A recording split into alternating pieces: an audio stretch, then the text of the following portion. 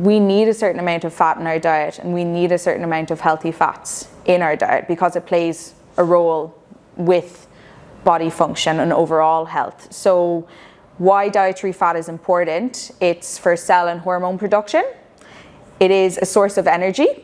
It is a higher dense source. So for example, 4 kilocalories per gram is your carbs and protein, whereas fat, for every gram of fat, you get around 9 kilocalories of energy.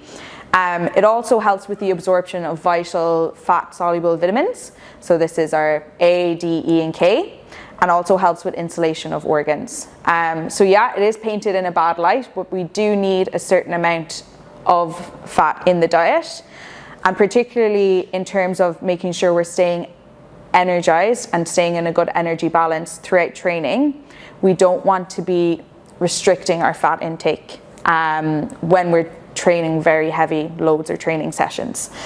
However, as I say, it is quite calorie dense for the grams. So what we want to try do is we're just trying to limit the overall amount and also choosing the better quality fat. So choosing your healthier fat options, you know, those polyunsaturated fats, which help with cholesterol control, they help with heart health overall. So that's your seeds, your nuts, your avocados, your olive oils, your rapeseed oils, and steering away, you know, perhaps from your more saturated fats, which can actually raise your cholesterol levels, but also have further impacts on heart health. So that includes like your butter, your fast food, your fries, your greasy foods, and things like that.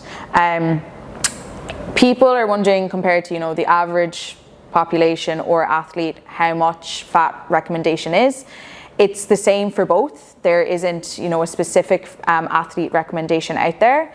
So fat still should make up around that 25 to 35% of your energy needs. Rule of thumb is, I know coming close to training and when we're trying to, you know, ensure we're having enough carbs and protein, is that I don't want people having less than 1 gram of fat per kilogram of body weight.